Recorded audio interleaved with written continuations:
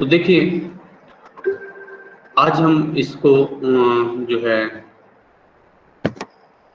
Investment में आज हम ले रहे हैं कि इन्वेस्टमेंट डिसीजन मेकिंग के लिए जो आपको सोर्सेज ऑफ इंफॉर्मेशन हैं वो कहाँ से मिलेंगे। ठीक है, मतलब इन्वेस्टमेंट डिसीजन लेने के लिए आपको बहुत सारी सूचनाएं चाहिए, इंफॉर्मेशन चाहिए, तो वो इंफॉर्मेशन आपको कहाँ से मिलेंगे। तो उसके काफ़ी सारे सोर्सेज हैं, उनमें से कुछ एक सोर्सेज मैंने यहाँ समराइज वे में आपको यहाँ प्रेजेंट किए हैं जो आप देख पा रहे हैं, जिसमें स्टॉक एक्सचेंज, कंपनी की अपनी वेबसाइट्स, एनुअल रिपोर्ट्स, आरबीआई की वेबसाइट्स, न्यूज़पेपर, मैगजीन्स, ठीक है, नेशनल इंटरनेशनल अफेयर्स यानी कि जो राष्ट्रीय और अंतर्राष्ट्रीय स्तर पर जो घटनाएं होती हैं, ठीक है, उनका क्या इम्पैक्ट पड़ेगा। जैसे आज आप देख रहे हैं कोरोना एक जो है ग्लोबल पैंडेमिक के रूप में फैला हुआ है, तो इसका इम्पैक्ट सभी जगह पड़ा हुआ है। और कुछ एक और प्रोफेशनल वेबसाइट्स होती है like money controls, stock screener, जहां से आपको इसमें इसके बारे में इंफॉर्मेशन मिलती है। ठीक है, मेरी आवाज आ रही है, मैं ऑडिबल हूँ? Yes sir. देखिए अब ये जो आपकी जो वेबसाइट्स हैं किस तरह से हेल्प करती है हमारी फाइनेंशियल डिसीजन लेने में। तो सबसे पहले हमने यहाँ लिखी हुई है स्टॉक एक्सचेंज। स्टॉक एक्सचेंज में बीएससी और एनएससी मेनली हम लोग यूज करते हैं। ठीक है, आइए आज मैं आपको एनएससी की विजिट करवाता हूँ। ठीक है, नेशनल स्टॉक एक्सचेंज जिसका पूरा नाम है। ठीक है, तो देखिए यहाँ से हमें फाइनेंशियल इंफॉर्मेशन इन्वेस्टमेंट के पर्पज से किस तरह से मिलती है। एनएससी इंडिया की वेबसाइट को हम देख रहे हैं। आज मार्केट भी लाइव मिलेगी आपको, तो आपको लाइव इंफॉर्मेशन मिल जाएगी, मंडे है आज, उसके बारे में। ठीक है, अभी आप यहाँ देखें, ये एरो आप देख पा रहे होंगे। ठीक है, निफ्टी 50 की हम बात कर रहे हैं। एनएससी पर जो है बहुत आपको लगता होगा कि एनएससी पर सिर्फ एक ही इंडेक्स है निफ्टी 50, बहुत सारे इंडेक्स हैं, लेकिन जो पॉपुलर इंडेक्स है जो ज़्यादा ट्रेडिशनली यूज होता है वो निफ्टी 50 है। तो निफ्टी 50 की वैल्यू दिखा रहा है 11,428.05, यानी कि आज ये 56 पॉइंट चढ़ा हुआ है, 0.47% इसमें अप है। ठीक है, और यहाँ देखिए इसकी होम टैब पर आपको क्या क्या नज़र आ रहा है। तो यहाँ ये आपको नज़र आ रही है। ठीक है, ये निफ्टी की आज पोजीशन क्या है। ठीक है, निफ्टी के और भी इंडेक्स है, निफ्टी नेक्स्ट 50 बोलते हैं उसको। ठीक है, ये भी आज चढ़ा हुआ नज़र आ रहा है आपको। निफ्टी मिड कैप, इसमें सिर्फ मिड कैप के 50 शेयर्स लिए जाते हैं। निफ्टी ऑटो, ये सेक्टर वाइज भी बनाता है, ऑटो मतलब ऑटोमोबाइल सेक्टर। तो आज ऑटोमोबाइल सेक्टर्स के शेयर्स भी 1.04% ऑन एन एवरेज चढ़े हुए हैं। ये बैंकिंग सेक्टर है। इसी तरह से आपको और काफ़ी सारे सेक्टर जो भी आप देखेंगे सारे डिटेल मिल जाएगी। मैं आपको एक ब्रीफ विजिट यहाँ पर आपको एक करवाऊंगा। ठीक है ना, ज़्यादा टाइम तो खैर हम लगाएंगे नहीं। अच्छा, अब यहाँ देखो ये एवरेज कैसे बनती है। जब हम नेक्स्ट यूनिट में कैपिटल मार्केट की जब हम बात करेंगे तो आपको बताएंगे कि कैलकुलेशन कैसे होती है। बाकी अभी आप सरसरी तौर पर देख सकते हो कि निफ्टी का जो इंडेक्स है वो 50 शेयर्स के बेस पर होता है ना। और इस 50 शेयर्स में अब निफ्टी अप है, इसका मतलब ये नहीं कि सारे के सारे शेयर्स अप मिलेंगे। आप यहाँ देख रहे हैं एडवांस जो ग्रीन में होगा वो एडवांस बढ़े हुए शेयर्स। तो 2750 में से 27 शेयर्स का प्राइस आज बढ़ा हुआ है और 23 शेयर्स का प्राइस आज घटा हुआ है। ठीक है, किसी शेयर्स के प्राइस में कोई चेंज नहीं आ रहा तो वो अनचेंज की कैटेगरी में आएगा, ऐसा आज किसी के साथ भी नहीं है। ठीक है, तो ये आपको मूवमेंट्स नजर आ रही है। ठीक है ना, कि किस तरह से ये जो अगस्त 24 आज की डेट नीचे आप देख पा रहे हैं, नीचे नजर आ रही है। तो 933 पर ये पोजीशन थी, इस तरह से अभी बढ़ रहा है, घट रहा है। ये जो फ्लक्चुएशन है आज के दिन की पूरी फ्लक्चुएशन से पूरे होल डे इस तरह से दिखाता रहेगा। फिर कुल मिलाकर टॉप गेनर कौन है, कुल मिलाकर ज़्यादा प्राइस चेंज किस किस का हुआ है।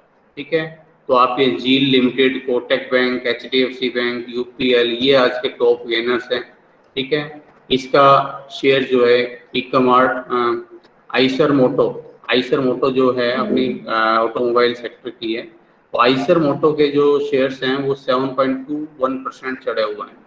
ठीक है, जील लिमिटेड है इसके 3.96। इसी तरह से आप बाकी शेयर्स के में जो परसेंटेज चेंज है देख सकते हैं। एलटीपी से बनता है लास्ट ट्रांजैक्शन प्राइस, कि अभी लास्ट ट्रांजैक्शन, लास्ट जिस शेयर्स पर इसकी ट्रेडिंग हुई वो 23,2,326 रुपये 70 पैसे है। ये थोड़ी देर बाद दोबारा देखोगे फिर से कुछ चेंज किया हुआ मिलेगा। वॉल्यूम का मतलब है कि कितने नंबर ऑफ शेयर्स ट्रेड हो चुके हैं।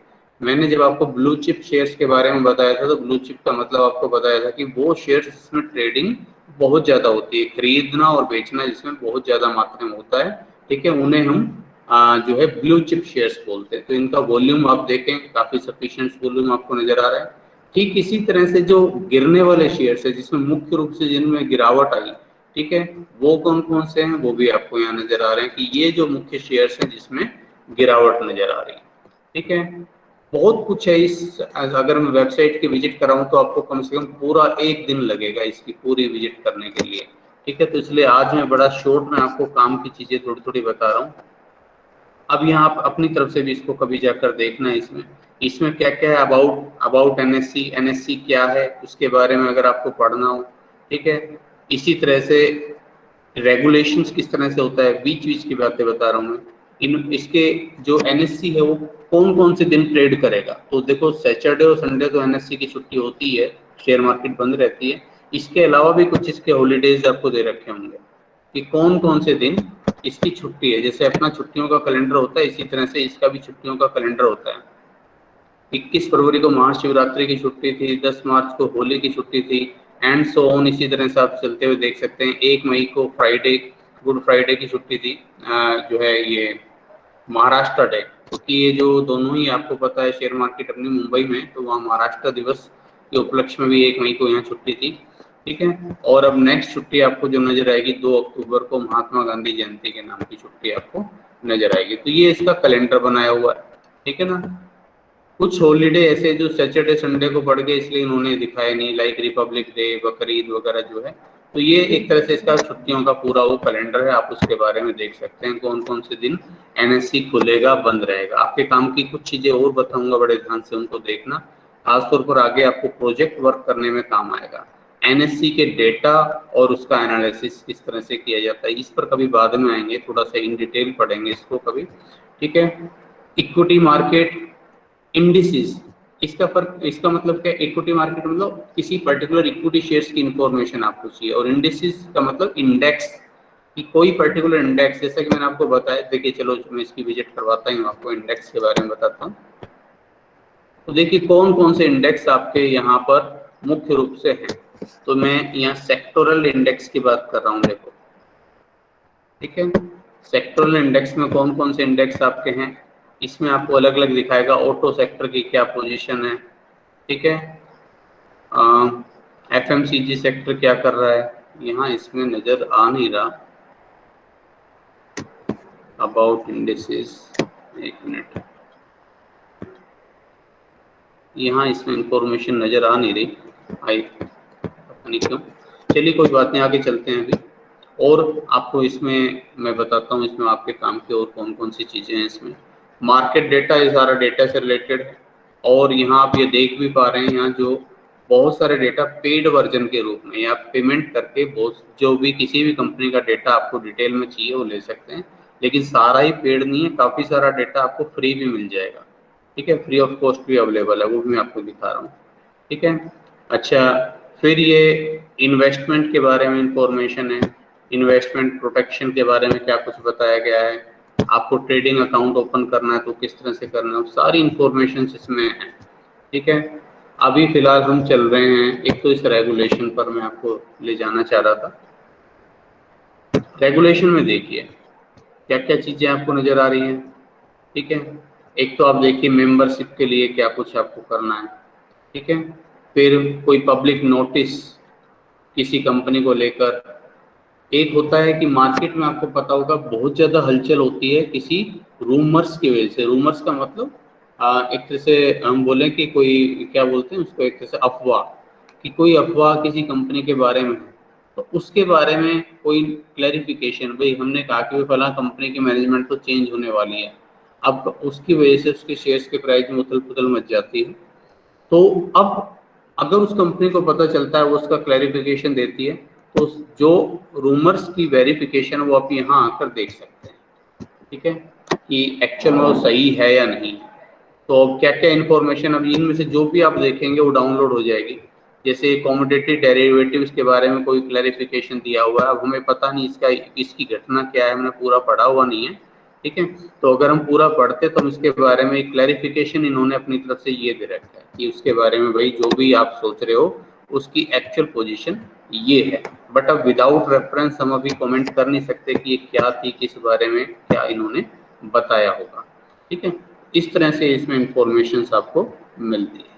अच्छा, ये चीज आपके बड़े काम की है, आप बहुत सारे इस पर ऑनलाइन कोर्स कर सकते हैं। देखिए स्टूडेंट्स रिक्वायरमेंट, स्टूडेंट्स के हिसाब से under graduate, professional courses, certificate courses आपके पास अवेलेबल है, मैनेजमेंट डेवलपमेंट, क्लासरूम कोर्सेज, ये दुनिया भर के कोर्सेज ये करवाते हैं, आपको शेयर मार्केट के बारे में इंफॉर्मेशन देते हैं और बहुत ही रीजनेबल रेट्स इनके होते हैं, उस पर आप ये एडिशनल कोर्स कर सकते हैं, सर्टिफिकेट की इसमें वैल्यू होती है, ठीक है। और लास्ट जो मैं आपको दिखाना चाह रहा था, ये शायद आपके लिए अभी एट प्रेजेंट सबसे ज़्यादा काम की चीज़ ये है आपकी रिसोर्सेज, ठीक है। अब इसमें क्या क्या आपको मिल सकता है, क्या क्या आपके काम की चीज़ें हैं, वो मैं आपको दिखाता हूँ।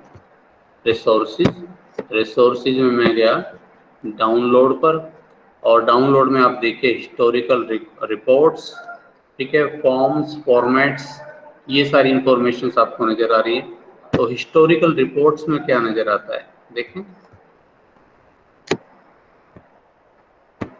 ये देखिए हिस्टोरिकल रिपोर्ट्स का मतलब जो आपके हिस्टोरिकल डेटाज हैं उनको लेकर जो रिपोर्ट्स बनाई गई हैं। यहाँ से आपको हिस्टोरिकल इंडेक्स डेटा भी मिल जाएगा, ठीक है। जैसे मैं आपको करके दिखाता हूँ। अब देखो कौन कौन से इंडेक्स है, पहले तो जरा आप यही देखो, इतने सारे इंडेक्स है। निफ्टी का मतलब सिर्फ एक निफ्टी नहीं है, निफ्टी 50 तो वो है जो टॉप 50 कंपनीज को लेकर चला हुआ है और उसकी एवरेज के बेस पर सारा चलता है। बाकी निफ्टी के बहुत सारे इंडेक्स है, निफ्टी 50, मिड कैप, ठीक है, ये फुल मिड कैप, इस तरह से अलग अलग आपको नजर आ रहे हैं। और इसी के ही इंडेक्स सेक्टर वाइज इंडेक्स भी होते हैं, देखो यहाँ। अब जो निफ्टी 50 है उसमें तो ये जो अलग अलग सेक्टर होते हैं ना, सेक्टर समझ रहे हो भाई, सेक्टर का मतलब हो गया, जैसे मान लो मैंने कहा HDFC बैंक, SBI बैंक और PNB बैंक, ठीक है, यस बैंक, ये सारे बैंकों का एक हो गया बैंकिंग सेक्टर। ये कुल मिलाकर सेक्टर कैसे कर रहा है। इसी तरह से मारुति, टाटा मोटर्स, ठीक है, अशोक लेलैंड्स, ये सब जो हो गया पूरा कुल मिलाकर एक ऑटो सेक्टर।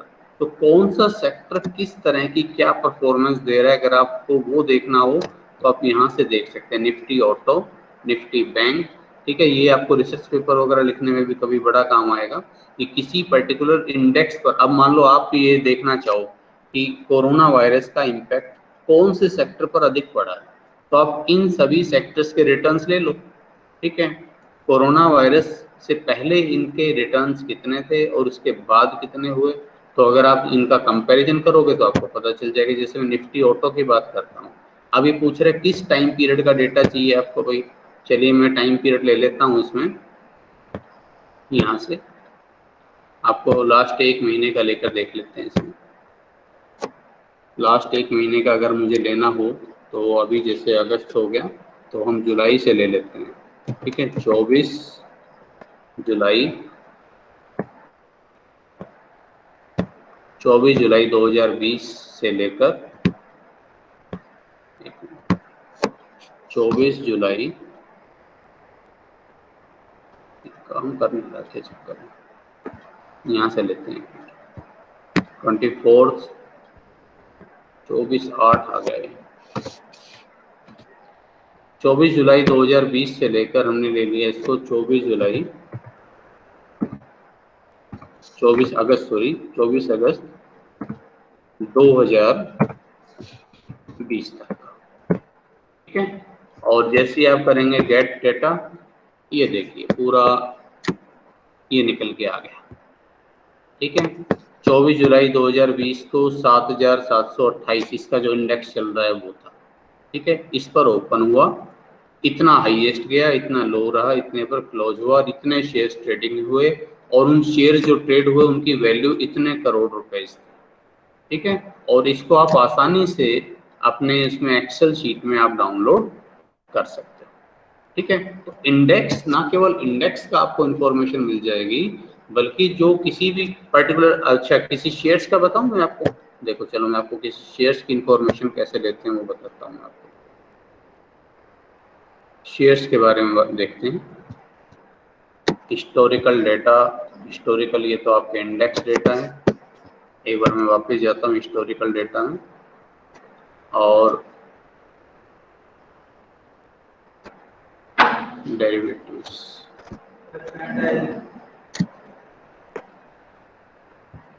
तो देखिए हिस्टोरिकल डेटा में यहीं से ही आपको जो है पर्टिकुलर किसी कंपनी के जो इक्विटी है ना उसके डेटा भी मिल जाएंगे। मान लो जैसे मुझे लेना है Maruti limited, Maruti Suzuki limited, इसका ये कोड है MARUTI, ठीक है। आइए जरा एक बार देखते हैं इसके डेटा हमें कहाँ से मिले, ठीक है।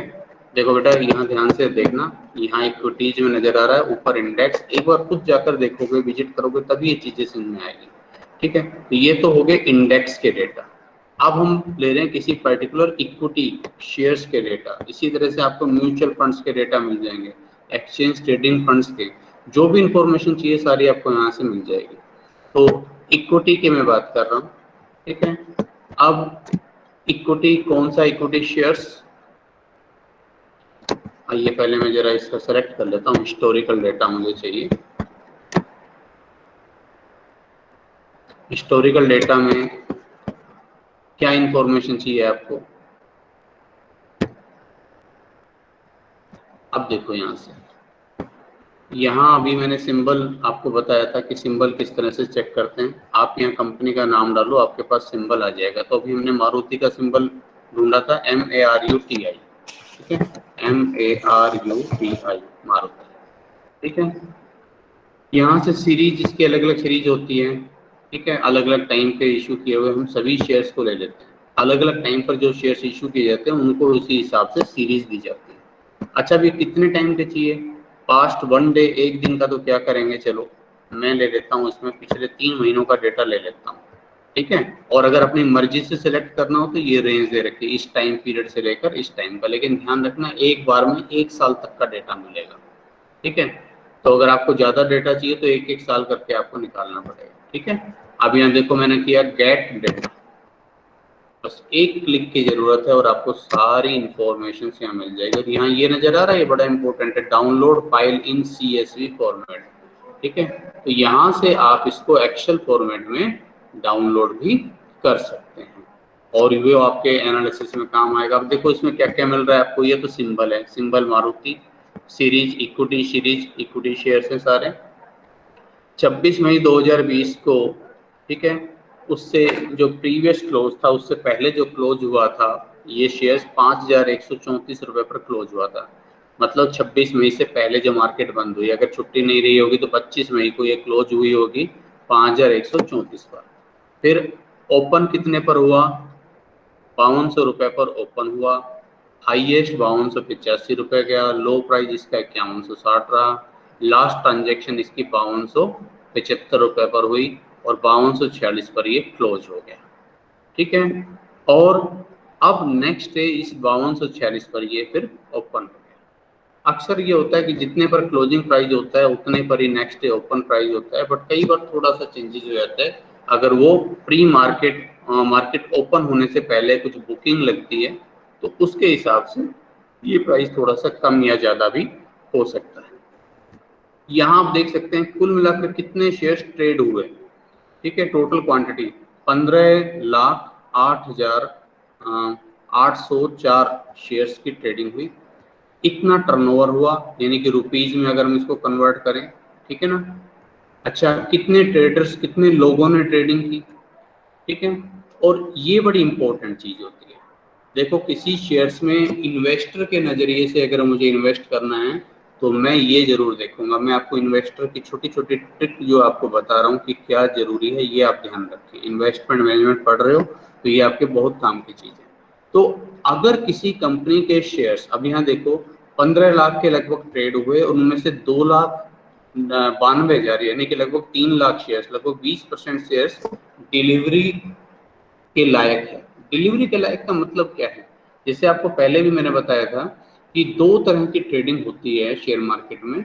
एक वो ट्रेडिंग होती है जिसको हम इन्वेस्टमेंट के लिए ले ही नहीं रहे हैं, हम अपने डीमैट अकाउंट में लेकर जाएंगे ही नहीं, हम उनको इसलिए खरीद रहे हैं कि अभी सुबह खरीदेंगे, शाम तक बेचकर निकल जाएंगे। तो वो एक तो वो ट्रेडिंग होती है, ये सुबह सुबह बेच दिए, जिसको मैंने शॉर्ट सेलिंग के हिसाब से समझाया था, सुबह सुबह हमने सेल कर दिए और फिर बाद में उनको परचेज करके कवर अप कर देंगे। तो एक तो वो ट्रेडिंग होती है, ठीक है। वो इन्वेस्टर जिन्होंने इस पर्पज से परचेज किया है, इन्होंने अपने डीमेट अकाउंट में लेकर ही नहीं गए। तो यहाँ देखो, इन शेयर्स में से 80% शेयर तो ऐसे हैं जो डे ट्रेडिंग के हिसाब से गए, बाकी 20% शेयर्स ऐसे हैं जो जिनकी डिलीवरी की जाएगी, जो डीमेट अकाउंट में जाएंगे। तो जो भी कोई एक अच्छी कंपनी होगी, उसमें इन्वेस्टर के नज़रिए से जब आप देखो, तो जहाँ ये रेशो अच्छा हो, ये 20% 25% का रेशो वैसे अच्छा माना जाता है, मैं आपको बताऊं, ठीक है। अगर आप देखेंगे यहीं पर ही कोई 10-20 पैसे वाला शेयर हो, मैं अगर आपको एग्जांपल दूं, तो वहां आप देखेंगे कि 100 शेयर्स अगर ट्रेड हो रहे हैं, तो 100 में से शायद 99 शेयर जो है मेरे ख्याल से जो है इसी पर्पज से रहेंगे कि वो सुबह खरीदे जाएंगे, शाम को बेच जाएंगे। डिलीवरी लायक शेयर्स उसमें बहुत कम मिलेंगे, ठीक है ना। तो जहां पर ये आपको परसेंटेज हाई मिले, समझ जाओ कि वही शेयर्स उतना ही अच्छा है। तो ये क्योंकि एक अच्छी ब्रांडेड कंपनी है, इसलिए इसके जो शेयर्स हैं उनका डिलीवरी परसेंटेज आप अच्छा देख रहे हैं, 19%, अगले दिन कुछ कम हुआ, फिर 21%, 41%। अगर कंटिन्यूसली आप किसी कंपनी का डिलीवरी परसेंटेज बढ़ते देख रहे हो पिछले 5-7 ट्रेडिंग डेज में, तो आप आसानी से अंदाजा लगा सकते हो कि इस कंपनी की तरफ अब लॉन्ग टर्म इन्वेस्टर्स का रुझान बढ़ा हुआ है। इसलिए मुझे भी इसमें जाने, अगर मैं जाने की सोच रहा हूँ, तो वो मेरे को सपोर्ट करती है ये चीज़, ठीक है। तो अभी मेरे ख्याल में ये चीज़ें काफ़ी हैं आपके लिए। एक दो चीज़ें मैं आपको और बता देता हूँ, क्योंकि और भी वेबसाइट्स और भी रिसोर्सेज के बारे में मुझे बताना है आपको, वरना काफ़ी ज़्यादा टाइम इसी में हो जाएगा आपका, ठीक है। और इसके अलावा इसमें जो है काफ़ी सारे आपको अच्छे पब्लिकेशंस मिल जाएंगे। देखो यहाँ अगर आप देखते हो तो यहाँ देखिए वर्किंग पेपर सीरीज, ठीक है। एक चीज़ आपको और दिखाता हूँ मैं, बल्कि रिसर्च, यहाँ पर काफ़ी सारे पब्लिकेशंस हैं, मैं अभी देख नहीं पा रहा, इसमें काफ़ी अच्छे पब्लिकेशंस हैं। अगर आप देखेंगे उसमें, ये देखिए सिक्योरिटी मार्केट डेवलपमेंट्स पर, ये आपको काफ़ी सारे, अब यहाँ देखो सेकेंडरी मार्केट के बारे में आपको पढ़ना है, ठीक है, आपके सिलेबस में भी है। अगर आपको पढ़ना है, आपको कहीं और सिलेबस कंटेंट्स नहीं मिल रहा है, ये देखो इस पर क्लिक करके देखो, ये PDF खुल जाएगी और यहाँ देखो आपको बहुत अच्छा मटेरियल मिलेगा जो भी है, तो free of cost he available है, इसका पूरा यूज कर सकते हो, पूरा यूटिलाइजेशन कर सकते हो। थोड़ा सा डाउनलोड में टाइम ले रहा है, क्योंकि साथ साथ हम क्लास भी ले रहे हैं और ये डाउनलोडिंग का काम भी चल रहा है, इसलिए जो है थोड़ा सा स्लो हो गया है। तो एक बार ये डाउनलोड हो लेता है, फिर मैं आपको बताता हूँ, ठीक है, कि किस तरह की इसमें इंफॉर्मेशन आपको मिलेगी। और काफ़ी सारी यहाँ बुक्स हैं, ये देखिए सेकेंडरी मार्केट के बारे में आपको इसमें बताया हुआ है डिटेल्स में, क्या है, कैसे काम कर रही है, ठीक है। उसके बारे में लेटेस्ट डेटा आपको मिल जाएगा, ठीक है ना, किस तरह के ट्रेंड्स है, कैसे काम कर रही है। ये सब चीज़ें आपके रिसर्च वर्क में आगे बहुत ज़्यादा हेल्पफुल रहने वाली है, ठीक है। तो इसको आप देखिएगा।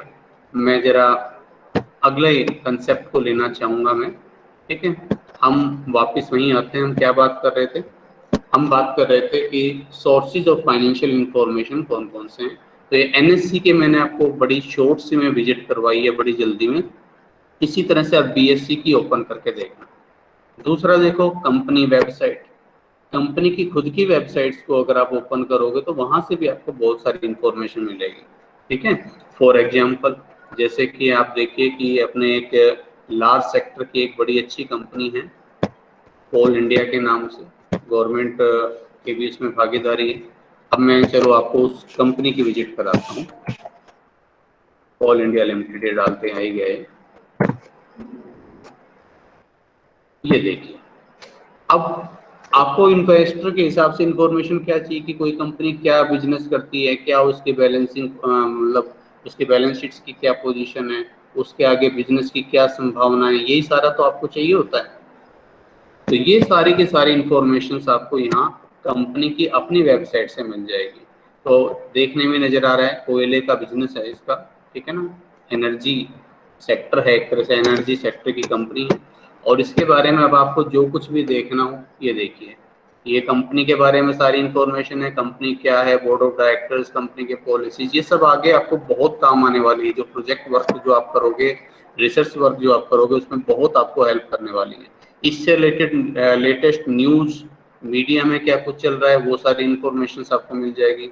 बिजनेस, हम क्या प्रोडक्ट करते हैं, क्या कुछ बनाते हैं, कैसे बेचते हैं, ठीक है, हमारी परफॉर्मेंस किस तरह की है। अब आपको फाइनेंशियल परफॉर्मेंस देखनी है कंपनी की, ये देखिए फाइनेंशियल परफॉर्मेंस में आपको कंपनी की रिपोर्ट्स मिल जाएगी और जो भी other details, for example annual report को अगर आपको पढ़ना है तो देखिए ये कंपनी का एनुअल रिपोर्ट हिंदी में अवेलेबल है, इंग्लिश में भी होगा ये जरूर, ठीक है। तो यहाँ आपको पूरी उस वर्ष की डिटेल मिल जाएगी कि उस वर्ष कंपनी ने क्या किया, कैसा बिजनेस किया, ठीक है, पूरी आपको इसके बारे में, ये बोर्ड ऑफ डायरेक्टर्स के बारे में बता रखा है, कौन कौन बोर्ड ऑफ डायरेक्टर्स हैं।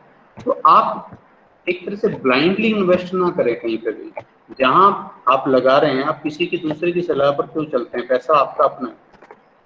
तो जो पैसा आपको लगाना है उसको पहले आप एनालाइज करिए, देखिए, समझिए कि किस तरह से अब ये देखिए, इस पर मैं डिस्कशन करने लगूंगा तो इसमें टाइम लगेगा काफी ज्यादा। तो ये आपको सारी नजर आ रही है, देखिए सकल बिक्री और शुद्ध बिक्री, ठीक है, किस तरह से बढ़ रही है, ठीक है, या घट रही है, या इसी तरह से आपको नेट इसकी एसेट्स में क्या कुछ चेंजेस जा रहा है, ठीक है। ये सारी इंफॉर्मेशन आपको मिल जाएगी और आप पढ़ें, थोड़ा सा देखेंगे इसमें तो आपको सारे आपको इंफॉर्मेशन देखें 2014, 15, 13, 17, 19 तक की आपको परफॉर्मेंस दे रखी है कि कुल मिलाकर इस कंपनी की बैलेंस शीट्स की पोजीशन क्या है, ठीक है। नहीं, ये तो संचालन का मतलब होता है ऑपरेशन, ये आपका एक तरह से प्रॉफिट एंड लॉस स्टेटमेंट चल रहा है, उसके बारे में बता रखा है कि कुल मिलाकर कितनी बिक्री है, कितने खर्चे हैं और कुल मिलाकर नेट प्रॉफिट या लॉस कितना हो रहा है। तो ये अपने आप में एक अलग रिसोर्सेज है आपके लिए जो आप यूज कर सकते हैं, ठीक है। नेक्स्ट देखिए और क्या है, इसके अलावा एनुअल रिपोर्ट्स, कंपनी की एनुअल रिपोर्ट्स यहीं पर आपको मिल ही रही थी। मैं आपको एक चीज और बताता हूँ पहले, ये जो नीचे कुछ प्रोफेशनल वेबसाइट्स मैंने लास्ट में डाली हुई है, मैं पहले आपको उसके बारे में बताता हूँ, ठीक है। देखिए एक मिनट, अब देखो, किसी कंपनी के बारे में इंफॉर्मेशन लेनी हो तो उसका एक बहुत अच्छी वेबसाइट है जो मैं बता रहा हूँ, इसमें लास्ट में मैंने ऑप्शन डाला भी है, screener.in, ठीक है, screener.in।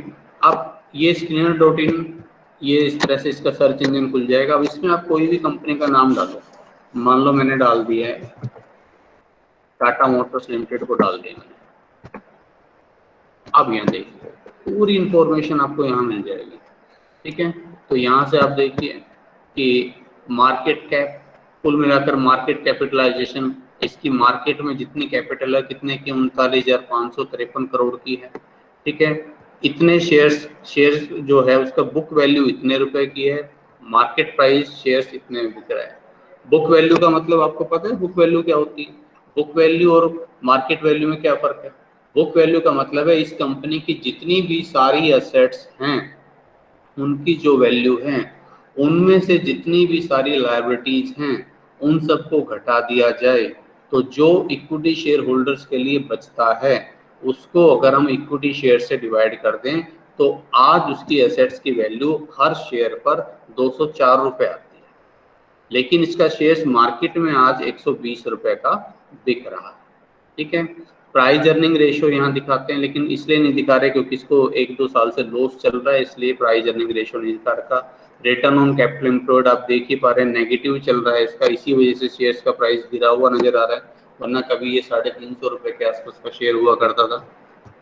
52 वीक हाई और लो आप देख रहे हैं, लोवेस्ट ये 63 रुपए पर भी बिका हुआ है और 201 रुपए इसका हाईएस्ट प्राइस है। डिविडेंड ये भी दे नहीं रही है क्योंकि प्रॉफिट ही नहीं हो रहा है। सेल्स की ग्रोथ जो है नेगेटिव है, पिछले 3 वर्षों में एवरेज इसकी सेल्स में गिरावट आई है और शेयर्स की फेस वैल्यू शेयर 2 रुपए का है। और यहाँ से आप देखें इसकी बाकी सब इंफॉर्मेशन से कंपनी के शेयर्स के प्राइस की परफॉर्मेंस, कंपनी के लिए अगर आप इन्वेस्ट करने के लिए जा रहे हो तो क्या बेनिफिट है? बेनिफिट तो ये देखो, बुक वैल्यू, जिस शेयर्स की बुक वैल्यू 200 रुपए की वो आपको मार्केट में 120 रुपए का मिल रहा है, इसका मतलब सस्ता मिल रहा है। लेकिन ये कमी है कि इसमें इंटरेस्ट कवरेज रेशो कम है, क्योंकि प्रॉफिट कम है। इंटरेस्ट कवरेज रेशो आपको पता है कैसे निकालते हैं? Profit before interest and tax, और उसको डिवाइड कर देते हैं अपने इंटरेस्ट चार्जेस से। तो जब प्रॉफिट ही नहीं हो रहा तो कवरेज रेशो कहाँ से आएगा? ठीक है। और इसकी सेल्स में गिरावट नजर आ रही है। तो ये सारे इसके प्रोज एंड कॉन्स है। ये कंपनी के परफॉर्मेंस है। इसके इसी सेक्टर की जो दूसरी कंपनी उनसे कंपैरिजन करो। इसी सेक्टर की और कंपनियां Ashok Leyland, Tata Motors, DVR. DVR के बारे में आपको डिटेल में बाद में बताऊंगा क्या होता है। डीवीआर समझ लो शेयर्स ही होते हैं, लेकिन उनको वोटिंग राइट नहीं होता। ठीक है। इक्विटी शेयर्स नॉर्मली जो ट्रेड होते हैं उनमें वोटिंग राइट होता है, डीवीआर में वोटिंग राइट नहीं होता। मोटे तौर पर ये फर्क समझ लो। फोर्स मोटर्स, एसएमएल, ठीक है, स्वराज माजदा लिमिटेड आपने सुना भी होगा। तो ये कंपनियां, इनसे अगर आप कंपैरिजन करो तो ये इनकी मार्केट कैप, ये इनका डिविडेंड, इनमें अगर आप देखें तो फोर्स मोटर्स ही थोड़ा बहुत डिविडेंड दे रही है 0.92%, अदरवाइज डिविडेंड नहीं दे रही है। और ये इनका आप कंपैरिजन कर सकते हैं, जिसमें 8.85% ये जो आपकी अशोक लीलैंड थोड़ी सी पॉजिटिव नजर आ रही है। ठीक है। ये इनके क्वार्टरली रिजल्ट देखो, सारा आपको एक ही जगह पर मिल रहा है, अलग अलग ढूंढने की जरूरत नहीं। ये इसके प्रॉफिट एंड लॉस की इंफॉर्मेशन, ठीक है, बैलेंस शीट्स की इंफॉर्मेशन आपको नजर आ रही है। कैश फ्लो स्टेटमेंट यहीं पे बना हुआ है। रेशो, इंपॉर्टेंट रेशो यहीं पर नजर आ रहा है। शेयर होल्डिंग का पैटर्न, और यहीं से ही जो दूसरा पॉइंट में बात कर रहा था, एनुअल रिपोर्ट। तो एनुअल रिपोर्ट के लिए आपको अलग से कहीं जाने की जरूरत नहीं। देखो ये फाइनेंशियल ईयर 2020 की रिपोर्ट यहीं पर ही है। यहीं से ही आपको एनुअल रिपोर्ट डाउनलोड करनी हो तो यहीं पे मिल जाएगी। ये लीजिए, ये टाटा मोटर्स लिमिटेड की एनुअल रिपोर्ट डाउनलोड हो चुकी है, और इसको आप देख लीजिए, पढ़ लीजिए, समझ लीजिए। ठीक है ना। आप पढ़ना समझना कैसे है वो तो देखिए, उस पर बात की बात है। अभी तो मैं सिर्फ इतनी बात कर रहा हूँ कि इंफॉर्मेशन मिले कहाँ से। अभी तो हमारा पर्पज सिर्फ यही है ना कि हमें इंफॉर्मेशन कहाँ से मिले। ठीक है भाई, मेरी बात समझ में आ रही है? आवाज सुन रही है मेरी? Yes sir. ओके, ठीक है बेटा। तो अब आगे चलते हैं। इसके बाद एनुअल रिपोर्ट्स का मैंने आपको बता दिया, वहीं से ही आरबीआई की वेबसाइट, आरबीआई से भी आपको इन्फॉर्मेशन मिल जाती है। Newspaper, magazine. अब ये देखो, जो मैं लास्ट वाले की बात पहले कर रहा था, सम अदर प्रोफेशनल वेबसाइट्स मैंने लिखा, तो इसमें स्टॉक स्क्रीनर और इसी तरह की एक और बड़ी अच्छी वेबसाइट है। इसका ऐप भी है जो मोबाइल पर आप डाउनलोड कर सकते हैं, that is called money control app. तो आप इसमें आप जाकर देखेंगे तो यहाँ पर भी आपको मनी कंट्रोल पर बहुत सारी इंफॉर्मेशन मिल जाएगी। ठीक है। जहां से भी आपको इंफॉर्मेशन चाहिए, सारे बहुत अच्छे सोर्सेज हैं, इनका आपको यूज करना चाहिए, ये आपके काम आएंगे। यहाँ पर देखो, अब आपको शेयर मार्केट सेंसेक्स के बारे में बता रहा है, 208 पॉइंट चढ़ा हुआ है। क्रूड ऑयल की क्या पोजीशन है, ठीक है, येस बैंक की पोजीशन क्या है। ठीक है। यहाँ पर आप जिस भी शेयर्स को सर्च करना चाहते हो, यहाँ सर्च डाल दो। ठीक है। आपने डाला यहाँ पर, मान लीजिए कोई और कंपनी ले लो, अशोक लीलैंड। इस शेयर्स के बारे में इंफॉर्मेशन देखना चाहते हो आप, तो देखिए ये पूरी इंफॉर्मेशन इसके बारे में ओपन हो गई। ठीक है। कि ये शेयर्स अभी 68.20 पर बिक रहा है। आज ये गिरा हुआ है इतना परसेंट, ₹1.15 गिर रहा है 1.66% की रेट से। ठीक है।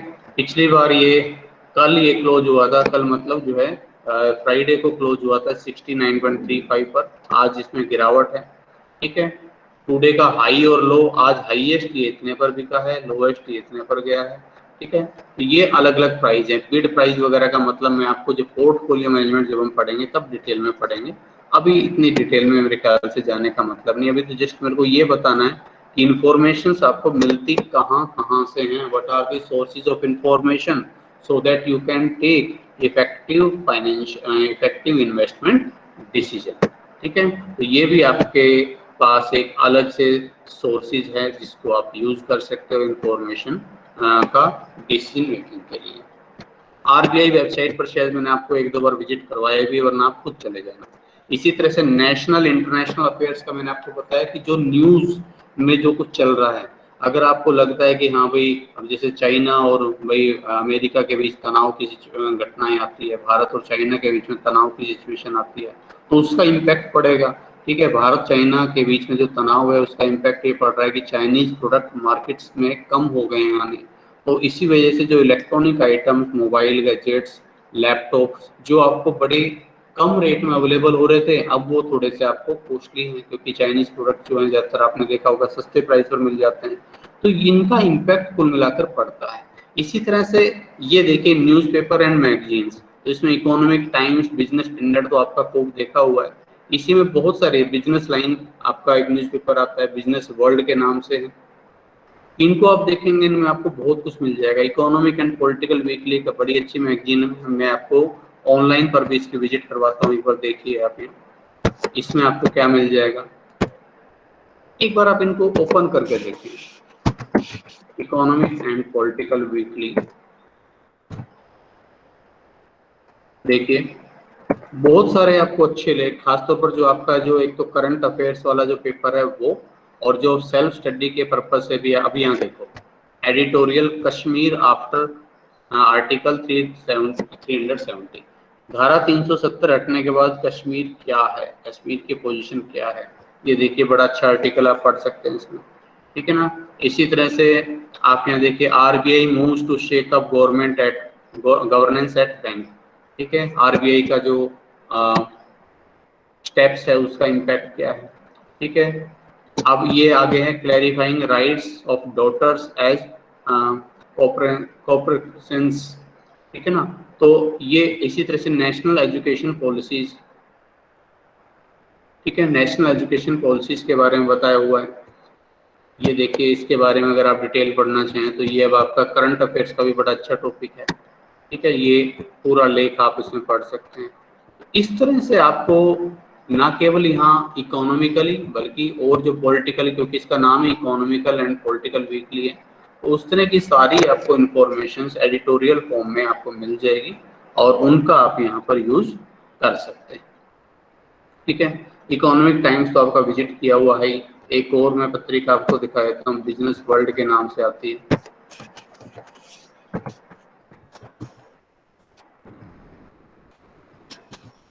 बिजनेस वर्ल्ड,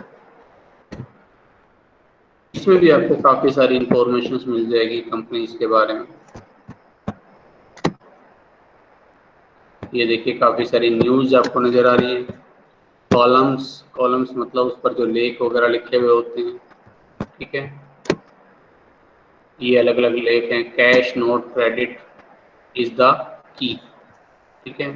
अब यहाँ इसको पढ़कर देख लो इसके बारे में क्या बताया हुआ है। तो कहने का मतलब अगर ठीक है आप जो पत्रिकाएं इन पर बहुत ज्यादा ना भी जाएं, आप सिंपली जो है अपने न्यूज़पेपर थोड़े बहुत, इकोनॉमिक टाइम्स हो गया, बिजनेस स्टैंडर्ड्स हैं, इनको भी अगर आप स्टडी कर लेते हैं, और ये जो वेबसाइट बीएससी एनएससी ही काफ़ी है, इन पर ही काफ़ी इंफॉर्मेशन है, और या फिर जो स्क्रीनर मैंने आपको बताया, स्क्रीनर आपके लिए बहुत इंपॉर्टेंट वेबसाइट साबित हो सकती है, स्क्रीनर हो गया, मनी कंट्रोल हो गया, तो इन सब का यूज आप कर सकते हैं किस पर्पज से, अपने इन्वेस्टमेंट डिसीजन लेने के लिए, तो वहां पर ये आपके लिए काफी सारे हेल्पफुल हो सकते हैं, ठीक है। तो चलिए आज तो इसमें इतना ही करवाते हैं, बाकी फिर नेक्स्ट क्लास में करवाएंगे आपको, ठीक है जी। तो कोई डाउट है, पूछना है तो बताओ।